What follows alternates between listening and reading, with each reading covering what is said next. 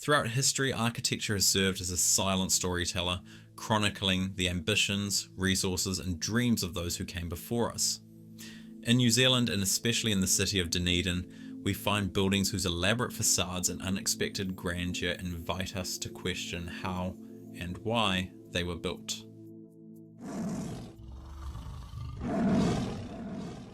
For some, they are hints of a forgotten chapter, one tied to the persistent legend of a lost civilization, the Tartarian Empire.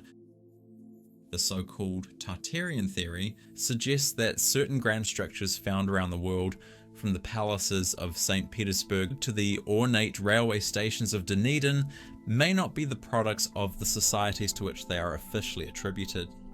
This architectural style is marked by massive stone buildings, domes, towers, intricate relief work, and geometric symmetry, features which appear consistently across early colonial cities, often without clear records of design origin or funding source.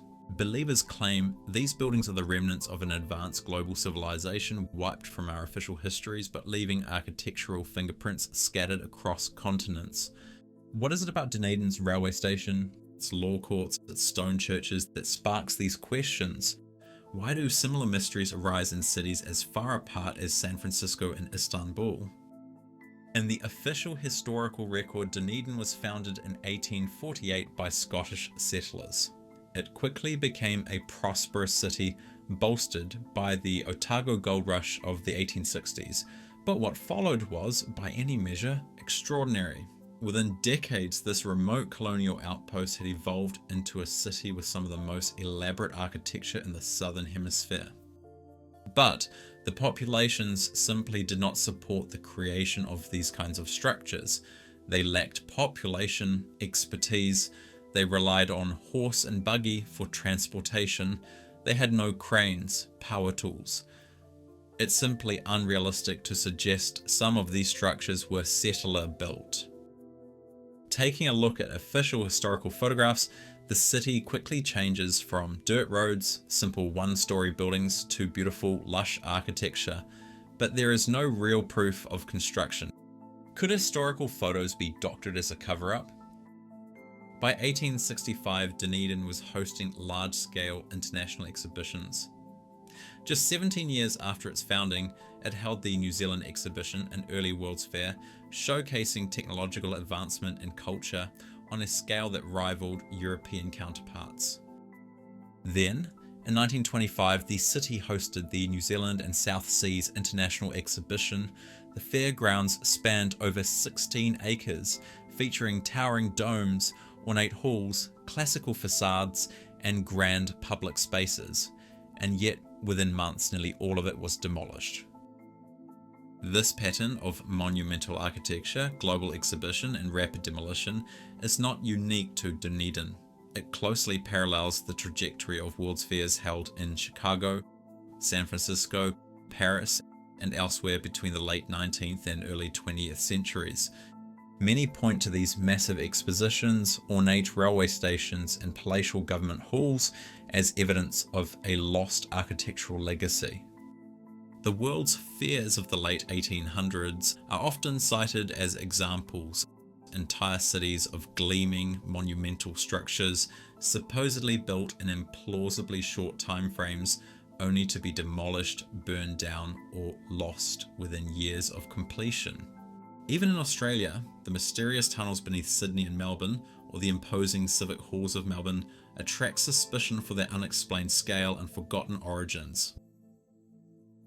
According to believers, these acts of destruction and modification weren't accidental, but systematic efforts to erase physical evidence, whether through fire, urban renewal, or simple neglect, leaving behind only fragments and photographs of a civilization whose reach, they argue, once spanned the entire globe.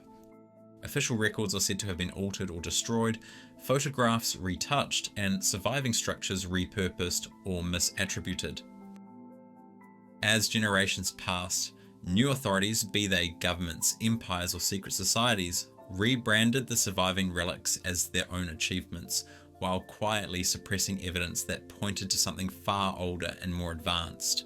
What remains is a patchwork of clues, grand buildings whose true origins have been obscured, stories that don't quite fit, and a persistent sense that we may have inherited a world built on forgotten foundations. Many believe that world fairs were not merely celebrations of industrial progress, rather they suggest that these events served as tools to display, rebrand, and then eliminate traces of the previous Tartarian global civilization. Dunedin to this day remains one of the most prominent examples. The railway station, said to have completed in 1906, is one of the most ornate public buildings in Australasia.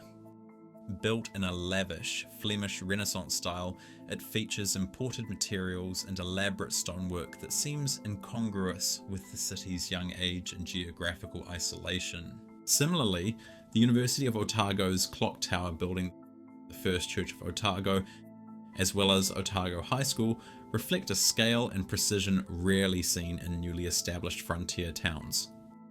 Interestingly, an article from the late 1800s recounts a confrontation in 1817 between the British and local Maori near the Otago Peninsula, suggesting the city was well developed long before the year it was officially founded. This town consisted of about 600 fine houses, and perhaps a finer town was never seen in any part of New Zealand. The fire was lighted at the weather end, and in about 4 hours, the beautiful city of Otago, as we then called it, was laid in a heap of ashes. Such a description raises difficult questions. How could a city of 600 fine houses exist decades before the official founding of Dunedin in 1848? And if it did, why do mainstream records remain silent about its sudden destruction by fire, which allegedly reduced this beautiful city of Otago to ashes? What makes the city's architecture particularly anomalous is its timing and speed. These buildings emerged less than a generation after the city's founding in a place with no established local masonry tradition or large skilled workforce. For many, this raises the question, were these structures truly built from scratch, or were they unearthed and restored? This leads into the mud flood theory, the idea that a global cataclysm buried much of the old world beneath layers of sediment. Buildings that appear to have basement windows or entrances below modern street level are interpreted as evidence of this event. In Dunedin and other older cities, such features are common but rarely discussed. Tartarian researchers argue that what we call foundation basements were actually the original ground floors of buried structures. They suggest that many cities were built on top of these ruins and that official narratives were constructed to mask this global reset. Another aspect of the Tartaria hypothesis is the use of etheric energy. Domes, spires, towers, and finials, often made of copper or gold-plated metals, are thought to be more than architectural ornamentation. Instead, they may have functioned as receivers or transmitters of atmospheric electricity, a form of free energy, now lost or suppressed. Dunedin's exhibition halls of 1925, though temporary, mimicked these old world elements.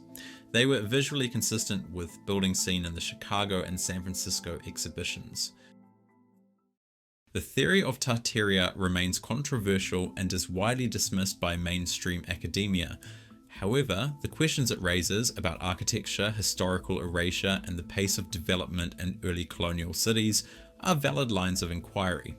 In Dunedin, the convergence of unexplained architecture, rapid urban development, early exhibition culture, and missing documentation leaves a historical blind spot. Whether these buildings were constructed by colonial hands or inherited from a forgotten world, they remain silent witnesses to a timeline we may not fully understand.